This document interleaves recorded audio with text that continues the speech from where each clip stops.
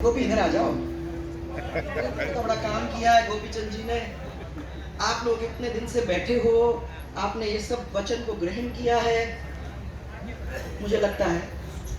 तो इसलिए मेरे को तो आवाज सुन रही है महाराज। बिल्कुल। निष्कलंक महाराज की,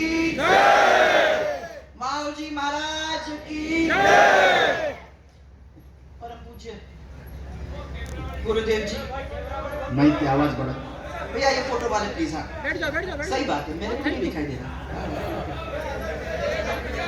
परम पूज्य गुरुदेव जी, हमारे उत्तम स्वामी जी महाराज, परम पूज्य अच्युतानंद जी महाराज, सांसद कनकमल जी, अर्जुन जी, हमारे पूर्व सांसद श्री हर्षवर्धन जी, और मैंने मान जी को भी देखा था कहीं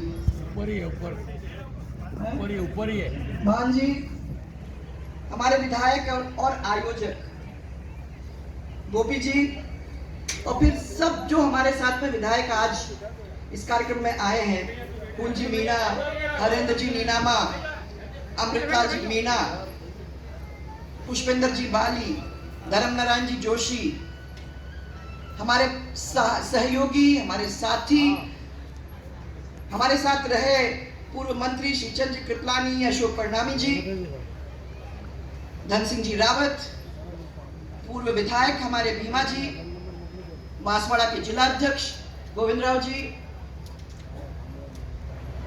हमारे साथ भी महामंत्री थे गोविंद जी, तो यहाँ तक लंबा चले हैं। सभी जनप्रतिनिधि, सभी पूर्व जनप्रतिनिधि, और सबसे बड़ी बात, सब धर्म प्रेमियों का मेरा दिल से आप सबको प्रणाम। सबसे पहले मैं भगवान श्री कृष्ण जी के चरण में आज वंदन करना चाहूंगी, और कथा व्यास पीठाचार्य पूज्य उत्तम स्वामी जी महाराज को मैं प्रणाम करती हूँ, जिन्होंने इस भागवत कथा के द्वारा हम सबको भगवान के नजदीक आने का एक बहुत बड़ा मौका दिया। हम तो छोटे लोग हैं महाराज, वहां तक तो पहुंचे हुए नहीं हैं, परंतु आपने अपनी वाणी से जो जो बातें सबको दी हैं, जो आपने कथा सबको सुनाई है, उसका थोड़ा सा भी अंश अगर हम सबके दिल के अंदर आ जाता है, तो मैं समझती हूँ कि कितना बड़ा बदलाव हमारे पूरे क्षेत्र के अंदर ही नहीं, ऐसे ही हमारे देश के अंदर भी आ सकता है। भाइयों, मैंने हमेशा ये कहा कि हम सबके लिए ये बहुत जरूरी है कि इस तरीके के कथा, चाहे भागवत हो, अलग अलग किस्म के संत महात्मा हम लोगों के बीच में आए, पूरा वातावरण उस क्षेत्र का बदल जाता है। हमने कभी कभी देखा है इलाके के अंदर कैसा मन है लोगों का, और 7 दिन के अंदर कैसा मन हो जाता है। ये नहीं कह रही हूं कि महाराज महीने महीने तक चलेगा, परंतु हाँ, कुछ दिन तक तो बात रुक जाती है, कुछ दिन तक तो अच्छाई सब दूर फैलती है, और कुछ दिन तक तो हम हंस हंस के एक दूसरे की तरफ, कटुता से नहीं, खुशी से एक दूसरे की तरफ देखना शुरू कर जाते हैं। यहाँ हमारे विराजमान है अच्युतानंद जी महाराज, जिनको भी मैं दिल से नमन करना चाहूंगी, और जिनका आशीर्वाद मुझे हमेशा मिलता रहता है। मैं आपको ये बताना चाहूंगी, मैंने महाराज जी को आज सुबह उत्तम स्वामी जी से तो मेरी बात 3 दिन पहले हो गई थी। मैंने कहा मुझे है एक बीमारी, और महाराज मेरी कोशिश ये है 12 तारीख तक अगर ये हो जाती तो 13 को तो मैं जरूर ही आप लोगों के बीच में आऊंगी ही आऊंगी। मुझे आपके दर्शन तो करने ही करने हैं, परंतु आपने इतने सारे देवी देवताओं के दर्शन करने का मुझे मौका दे दिया है, तो भी अपने आप में अद्भुत चीज है। महाराज जी को मैंने फोन किया, अच्युतानंद जी महाराज को, अच्युतानंद जी महाराज ने भी यहाँ आके शिरकत की है, साथ रहे हैं, और आज मेरे को ये मालूम हुआ, मैंने महाराज जी को कहा महाराज जी इतने दूर से चल के मैं आप ही के लिए आ रही हूँ, आपका आशीर्वाद मुझे मिले, मैं बिना आपके आशीर्वाद लिए कैसे जाऊं। आज महाराज जी ने भी मेरे को आशीर्वाद दे दिया है। इस आशीर्वाद के लिए मैं आपकी बहुत बहुत आभारी हूँ महाराज, क्योंकि यही आशीर्वाद है और ये प्यार है जिसकी वजह से हम लोगों जैसे लोगों को ताकत मिल जाती है कि हम ऐसे फील्ड में, इस राजनीतिक क्षेत्र के अंदर लगातार लड़ते रहें। ये ताकत आप लोग नहीं होते तो, और ये लोग नहीं होते, इनका प्राण नहीं होता तो मुझे तो नहीं लगता कि हमारी इतनी शक्ति होती कि हम इसको लड़ सकते। मेरा भाषण आप लोग दोनों के सामने महाराज, ये तो समझो सूरज को दीपक दिखाने वाली बात है। क्या बोल सकते हैं आपके सामने? हमारे सामने पब्लिक को पे कर आपने मेरे को आदेश दिया है। नहीं बिल्कुल, पब्लिक आपको सुनना चाहती है। और पब्लिक मेरे सामने क्या, ये सब मेरे पूरे परिवार के लोग यहाँ बैठे हुए हैं महाराज। जब ये मेरे को कहते हैं, इसलिए मैं चश्मा निकाल लेती हूँ। बिल्कुल। मैंने कहा मुझे देखना नहीं है, क्योंकि जैसे आपने कहा ना कि एक ऐसा फील्ड होता है, और जैसे सुखदेव महाराज जी ने कहा कि आदमी एक दुनिया में अकेला आता है, अकेला जाता भी है, परंतु बीच में भी अकेला ही रहता है। बस उसको ये ध्यान होने की जरूरत है कि मैं अकेला हूं। उसके मन में ये नहीं बात हो जानी चाहिए कि मेरा तो ये भी है और ये भी है और ये भी है, और मैं कितना ऊंचा हूं, और मैं इतना अभिमान जब करने लगता है तो कभी ना कभी भगवान उस अभिमान को चूर चूर करा के दिखा देते हैं कि तुम अकेले हो, अकेले रहोगे। तुम्हारा अगर कोई है तो वो ईश्वर है, वो संत और महात्मा है जो रास्ता दिखाता है उस ईश्वर की तरफ, वहां जुड़े रहोगे तो तुम्हारा कुछ भला हो सकता है, और नहीं तो इस दुनिया के अंदर तड़प तड़प के समय निकालो। ये हमने देखा है। और मैं आज ये कहना चाहती हूँ महाराज, आपने तो इतनी सुंदर तरीके से ये बात बताई। मुझे भी मालूम है कि भागवत महापुराण भगवान का एक शब्द अवतार है। ये कहते हैं महर्षि वेदव्यास ने करीबन 17 पुराण लिखने के बाद, उनको उसके बाद भी लोग बताते हैं कि आत्मा की शांति नहीं मिली, तो वो नारद जी के पास गए और नारद जी को ये कहा कि हमारा ये दुख है, हमारी व्यथा को सुनो, क्या है, क्यों मेरे को शांति नहीं मिल रही। तो नारद जी ने व्यास जी को ये कहा कि आपके पास तो पुराणों की सब पूरी ज्ञान है, उसकी चर्चा भी आप करते हो, परंतु इसके अंदर जब तक भक्ति का इंजेक्शन नहीं दोगे, यही चीज की कमी है, जब तक भक्ति का इंजेक्शन नहीं दोगे, अगर वो भक्ति का आप भूल जाते हो तो वो पूरा हो ही नहीं सकता है। ये उन्होंने कहा।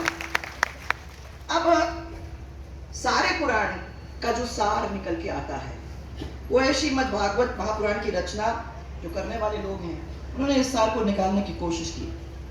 असंख्य भक्त भगवान को जब प्राप्त होते हैं, जब इस भागवत के थ्रू भगवान को मिलने का मार्ग हम लोगों को आप जैसे लोग बताते हैं।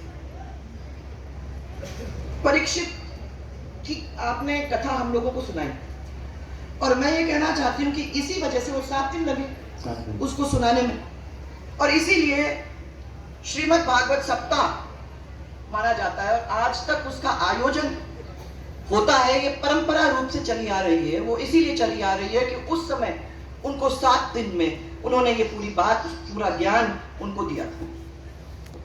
अब आप लोग भी सब इस भागवत को सुनने यहाँ एकत्रित हुए हैं, पर इसकी सार्थकता तो महाराज तभी इनको होगी जब जो आपसे सुना वो अपनी जीवन के अंदर लाने की ये कोशिश करेंगे, अपने व्यवहार के अंदर इसको धारण करने का काम करेंगे। इसलिए मैं कह रही हूं कि अगर 7 दिन तक भी व्यवहार में बदलाव आ गया, सुबह सुबह उठ के अगर एक दूसरे से, आपने मुरारी बापू एक दफा वो लिखते थे अपने पंडाल के अंदर कि एक दूसरे की तरफ देख के मुस्कुरा दो, फ्री है, ऐसा नहीं देने की जरूरत है। तो उठ के अगर आपने एक दूसरे की तरफ मुस्कुरा दिया, एक दूसरे के लिए कुछ अच्छा काम कर दिया, एक दूसरे के लिए अगर हाथ बता दिया, तो मैं समझती हूँ कि कितनी बड़ी बात है। और अगर आप लोग महाराज ने जैसे कहा कोई ना कोई एक बुराई निकाल कर भगवान को अर्पित कर देते हो, और ये बहुत मुश्किल काम है महाराज। सबसे पहले हमको ये मानना कि हमें वो बुराई क्या है। कोई भी हमको कहे तो हम तो पहले कहते हैं नहीं, हमारे में तो ये बुराई है नहीं, हमें तो कोई बुराई नहीं है। मानना कि हमारी ये बुराई है, और फिर मान करके उसको धीरे धीरे, क्योंकि 1 मिनट में नहीं आती बात, धीरे धीरे उसको कुरीद कुरीद के निकाल के और भगवान के चरणों में अर्पित कर देना ये आसान नहीं है। इसलिए मैं सब माताएं बहनें आप लोग सबको कहती हूँ कि रोज रोज सबको, आप जब पूजा करती हो, आरती करती हो, भगवान को दिया लगाती हो, तो देखो सबको याद दिलाया करो। अपने अंदर अपने को झांकने की जरूरत है और उसको भगवान को देने की जरूरत है। जो शुद्धिकरण इसको सुनने से हम लोगों को मिलता है वो मैं समझती हूँ कि अपने आप में एक बहुत बड़ी बात है। एक लीलाओं का आपने वर्णन किया होगा महाराज। मेरे तो आंसू में हमेशा आंसू आ जाते हैं जब मैं ये सुनती हूँ। वो आखिरी जो है जब कृष्ण स्वर्ग लोक में पधार जाते हैं तो वो बात जब होती है तो लगता है कि कैसे भगवान को भी उसमें से निकलना पड़ा। जब उन्होंने अपनी लीला समाप्त किया तो वो दुनिया में से जब निकल के गए वो सबको यही बता रहे हैं कि हमने भी ये इस रास्ते से हम भी गुजरे हैं, आप लोगों को भी गुजरना है, परंतु सीख के निकलोगे तो आपको प्रॉब्लम नहीं होगी। गीता में कहा उन्होंने कि मेरे भक्तों का कभी अशुभ हो ही नहीं सकता अगर वो मुझे सच्चे मन से याद करे। हम तो ऊपर से मुंह से बोलते हैं ना भगवान की, पर अगर वो सच्चे मन से, मन के अंदर से मेरी याद करता है और मेरी सोचता है तो मैं उसके साथ खड़ा रहूंगा। आपको अपने लिए चिंता करने की जरूरत नहीं है क्योंकि मैं तुम्हारी चिंता करूंगा। आज इतने साल गुजर गए महाराज, उसके बाद मेरे को ये ध्यान आ रहा है।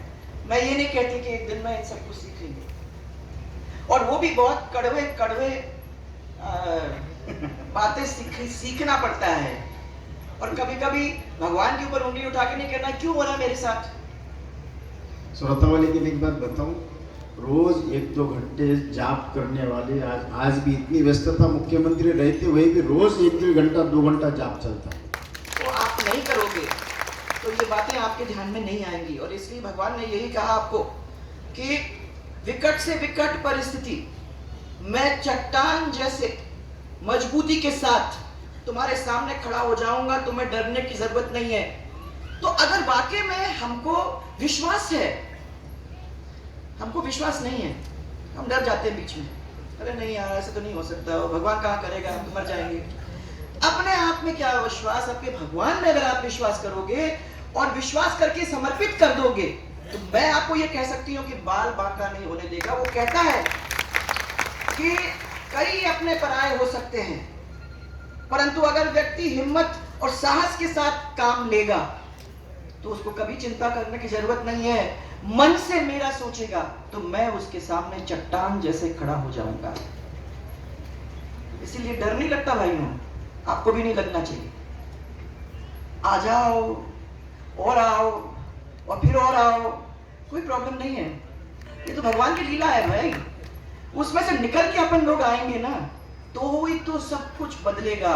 उसको बदलने में हम ही सब लगेंगे, ये मैं आपको विश्वास दिलाना चाहती हूँ। भगवान की भक्ति में कुछ समय देकर लीन हो जाओ तो कितना मजा आता है वो भी देख लो। जीवन में संकट तो आएंगे ही आएंगे, ऐसे किसका जीवन है जिसमें संकट नहीं आते। जितना पैसा हो, कितना बड़ा पद हो, संकट आएगा आएगा, आपको फेस करना पड़ेगा, परंतु उसका अगर विश्वास है तो बाल बांका नहीं होगा। हर दौर में भगवान अपने भगत की रक्षा करता है और हमारी चिंता उनको रहती है। कहते हैं हमें चिंता नहीं उनकी, हमें चिंता नहीं उनकी, उन्हें चिंता हमारी है। हमारी नाव के रक्षक सुदर्शन चक्रधारी है। भाई कबीर ने भी ये कहा, तो महाराज मैं आपको जाको राखे साइया हाँ मार सके ना कोई, सही बात है। और भगवान कृष्ण ने युधिष्ठिर को कहा कि भगवान की भक्ति करने वाले जो भगत हैं उसको सब लोग भी मिलकर परास्त नहीं कर सकेंगे। बाल ना बाका होता जिसका रक्षक कृपा निधान। तो इसलिए अपने जीत के लिए आश्वस्त रहो, चिंता मत करो, भगवान पर छोड़ दो तो सब काम हो जाएंगे। मैंने हमेशा हनुमान चालीसा के ऊपर ध्यान दिया महाराज। सब सुख लही तुम्हारी सरना, तुम रक्षक। अरे भाई बोलो तो सही, सब सुख लही तुम रक्षक। फिर जब ये यहाँ बैठ के कह रहे हो तो हनुमान चालीसा पढ़ने वाले कितने लोग हैं यहाँ? बोलते हैं ना। तो जब आप लोग हनुमान चालीसा बोलते हो, ये रोज सुबह बोलते हो, तो फिर काय को डर लगता है? नहीं होना चाहिए। एक छोटी सी कथा सुनाना चाहूंगी। गांव में 2 व्यक्ति थे महाराज, एक धर्म के मार्ग पे चलने वाला है, एक अधर्म के मार्ग। तो जो अधर्मी था, उनके बारे में धर्म पर चलने वाले वो व्यक्ति जानता था कि यह अधर्मी है। दोनों में बिल्कुल बनती नहीं थी, जैसे कैसे बन सकता है धर्मी और अधर्मी के बीच में। दोनों बात भी अपने एक दूसरे से नहीं करते थे, परंतु संयोगवश जब मंदिर में जाते थे दर्शन करने के लिए, तो वो ऐसे एक ही टाइम पे पहुंच जाते थे, मन से नहीं।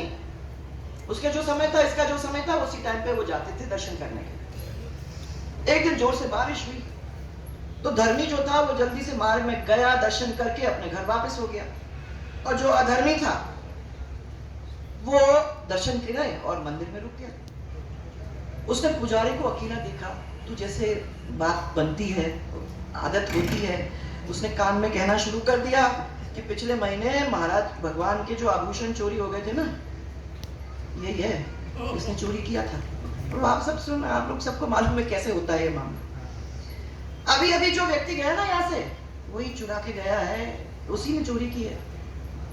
पुजारी जी, आप बड़ा सावधानी बरतना यहाँ, क्योंकि नहीं तो ये चोरी और आके फिर करेगा, तो समझ जाओ। पुजारी जी ने उनकी बात पे यकीन कर दिया। जो हमेशा कान के कच्चे बड़े लोग, हम जैसे लोग होते ही हैं। आप आते हो, हमारे कान में कुछ बोल के जाते, तो जो कान में मेरे 10 बार बोल के जाएगा, उसकी बात सुनना ही है। दूसरे के बेचारे की पहुंच ही नहीं होती है। ये तो बेचारा दूसरे दिन आया, तो उसको मंदिर के अंदर घुसने ही नहीं दिया। तो वो फिर रोज आता, मंदिर की सीढ़ी के ऊपर आके भगवान को ढोक लगा के घर चला जाता। एक दिन वापस घर ऐसे ही जा रहा था महाराज, तो उसको मंदिर में तो घुसने ही नहीं दे रहे थे ये लोग, परंतु साथ साथ उसके साथ एक टक्कर लग गई। बार बार बचा। घर जाके भगवान के सामने उसने सोचा, अब इस बार मैं आर पार की लड़ाई लड़ूंगा। भगवान के सामने बैठ गया और भगवान के सामने पालती मार के उसने कहा कि मेरे को ये बताओ कि आपका ये क्या न्याय है, मेरे साथ इस तरीके से हो रहा है। वो तो ठीक है, चोरी की बात हो गई, पर मैं अभी मरता बचा हूं। तो भगवान ने कहा, भैया इसने तो बहुत परीक्षा ले ली, मैंने बहुत ले ली परीक्षा इसकी।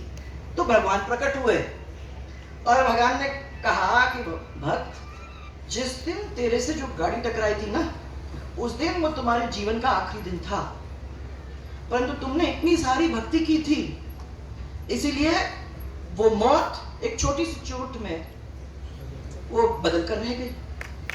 और उसने कहा, देखना धर्म के मार्ग के ऊपर जो चलने के कारण से आपको एक आगे चल के अच्छा सुंदर मुकाम पहुंचोगे। आप उसकी चिंता मत करो, तुम्हारी जान बच गई, तुम्हारी जान जानी थी, आज तुम्हारी जान बच गई। भगवान ने उस अधर्मी के बारे में, तो वो उसने पूछा कि भाई ये तो सब अधर्म का काम करता है, उसके लिए तो आपने इतना सब कुछ दे दिया। उसने कहा, मैंने तो आपको ये बताया, मैं उसके बारे में ये आपको बताना चाहता हूं कि ये जो अधर्मी है, इस अधर्मी के राजयोग लिखा था, परंतु इसने इतना झूठा आप लोगों के ऊपर आरोप लगाया और 100 ऐसे 100 और काम किए, उसकी वजह से आप लोगों का दिल दुखाया, आभूषण चुराने वालों की मैंने आपके ऊपर वो लांछन लगाया, इस कारण उसके भाग्य का राजयोग अब राजयोग प्राप्त के मैंने कर ही नहीं सकेगा। उसके लिए इसका जो योग था वो योग ही खत्म हो गया। अब चाहे वो आप कितना भी प्रयास करे, कितना भी षड्यंत्र रचे, ये वहां नहीं पहुंचने वाला है। ये आपने हम पे छोड़ दिया है। भगवान के ऊपर जब आपने विश्वास किया, तुमने विश्वास किया और तुमने आज मेरे से पूछा है, तो मैं ये आपको बताना चाहता हूं। इसलिए भगवान की सेवा करना, किस्मत तक का जो लिखा हुआ है उस खेल को बदलने का काम कर सकता है। विश्वास करो तो सब कुछ होता है। तकदीर एक चीज होती है, परंतु साथ में तदबीर भी होती है, और उस तकदीर को अगर आप जोड़ लेते हो तो सब काम आपके पूरे भी हो जाते हैं। भले ही धर्म के मार्ग पर चलने वाले व्यक्ति को बहुत सारी कठिनाइयां महाराज ने आपके सामने पूरा गिना दिया। ये कलयुग का जमाना है। मैं बार बार मैं खुद याद अपने आप को दिलाती हूँ, अरे भाई ये कलयुग का जमाना है, ऐसे ही बातें होंगी। इन चीजों को अपने को उससे विचलित नहीं होना है, अपने को अपनी भक्ति करनी है, अपने को अपना काम करना है और अपने काम का फल भगवान देगा। वो क्या फल है वो भी भगवान तय करेगा, ये आपके हाथ की बात नहीं है, विश्वास करो, बस यही सबसे बड़ी बात। आपने महाराज इतने बड़े और इतने पवित्र कार्य के अंदर मुझे यहाँ बुलाया। गोपी, आपने इतने सारे लोगों के भले के लिए इतना बड़ा कार्यक्रम किया। 7 दिन से आपने इनकी सबकी सेवा की। महाराज यहाँ आपके बीच में हैं। अच्युतानंद जी महाराज आप यहाँ हैं, साथ में दूसरे साधु संत भी हैं। मैं अपना ये सौभाग्य समझती हूँ गोपी कि आपकी वजह से आपके दर्शन और आप सबके दर्शन करने का मुझे मौका मिला। आपको एक चीज और मैं कहना चाहूंगी, बात सही है, याद दिला दिया मेरे को। महाराज समाज के अंदर कोई बंटवारा नहीं होना चाहिए। नहीं, ये आप लोग ये नहीं होना चाहिए, क्योंकि मैं ये देखती हूँ कि आज राजनीति के अंदर हम लोग एक और बहुत बड़ी कला ने तैयार की है। समाज के अंदर और फिर परिवार के अंदर और फिर मित्र के अंदर किस तरीके से बंटवारा हो ताकि वोटों का फायदा हम लोगों को मिले, ये तो हम लोगों का काम है। परंतु आप लोग उसके अंदर नहीं पड़े और आप लोगों के बीच में किसी किस्म का बंटवारा नहीं रहे। आप लोग साथ रहें, एक रहें, तो आपकी ताकत है और उस ताकत के सामने हम सब नतमस्तक हैं। उस चीज को ध्यान रखने की आप लोगों को जरूरत है। आपके भोलेपन का कोई फायदा नहीं उठाए, ये ध्यान रखना। हम लोग नहीं समझ सकते क्या क्या बातें कौन कौन क्या सोचता है। अगर हम सही रास्ते पे चलते जाएंगे, भगवान के सामने चलेंगे और अपन ने तय कर लिया कि ये सब चीज अपने को करना है, इसलिए इस क्षेत्र के लोगों को एक रहना है महाराज, एक आवाज उठानी है और भगवान फायदा देगा, उस फायदा को का इस्तेमाल करना है। अपने क्षेत्र में लोगों को आगे बढ़ाने की कोशिश कराना है। अपने यहाँ लोग फले फूले बड़े हों, परिवार में लोग कमाने वाले हो जाएं, ऐसी परिस्थिति बन जाए, इसके लिए मेरी आज आपसे और आपके द्वारा भगवान से प्रार्थना है। गरीब हैं, बहुत दुख के अंदर से निकलते हैं महाराज, फिर भी ऐसे कार्यक्रम में आते हैं, आपकी बातों को सुनते हैं, उसको अपने घर के अंदर अपने जहन के अंदर लाने की कोशिश करते हैं। परंतु हम जानते हैं कि इनका फायदा, इनका विकास ये भी होना है और इसके लिए भी हमें सबको प्रार्थना करने की जरूरत है और मेहनत करने की जरूरत है महाराज। यही आप हम लोगों को शक्ति दें, इनको सबको शक्ति दें कि वो एक रहें, अपनी बात के ऊपर अडिग रहें और इनको भगवान शक्ति दे, प्यार दे, एकता दे, सफलता दे और उनके परिवार को फैलाए और विकसित करे। यही मेरी आप सबसे प्रार्थना है। महाराज आपने मुझे बुलाया, गोपी तुमने मेरे को मौका दिया। महाराज अच्युतानंद जी आप यहाँ आए, मैं यहाँ से जाऊंगी, आपका आशीर्वाद लेके जाऊंगी, इससे बड़ी बात मेरी नहीं हो सकती है। और आप सबको धन्यवाद, क्योंकि आपका यही प्यार है जो मेरी पूंजी है। इसके सिवाय मुझे कुछ नहीं चाहिए, आप तो प्यार देते रहो, सब कुछ है। बहुत बहुत धन्यवाद। अगले साल वापस कथा बुक करवाई इन्होंने, राम कथा। अगले साल महाराज गोपी जी ने यही समय, तो फिर यही समय में गोपी जी ने तो बुक किया, आप भी होंगे, हम भी होंगे, फिर बिल्कुल, मिलेंगे। बिल्कुल ये सब लोग किसको ही पता नहीं। जय जय राजस्थान, जय जय राजस्थान। आप सबको ये क्या दिल पकड़ा है अभी आपने? आ जा, तो वो आ जाएगा। सबको बहुत बहुत धन्यवाद और बहुत सारा मेरा प्यार। महाराज जी आप सबका दोनों का आशीर्वाद। एक बार जोरदार तालियों से आप सभी खुले दिल से स्वागत करें, खुले दिल से स्वागत करें। इतना ही कहते हुए चलो आइए।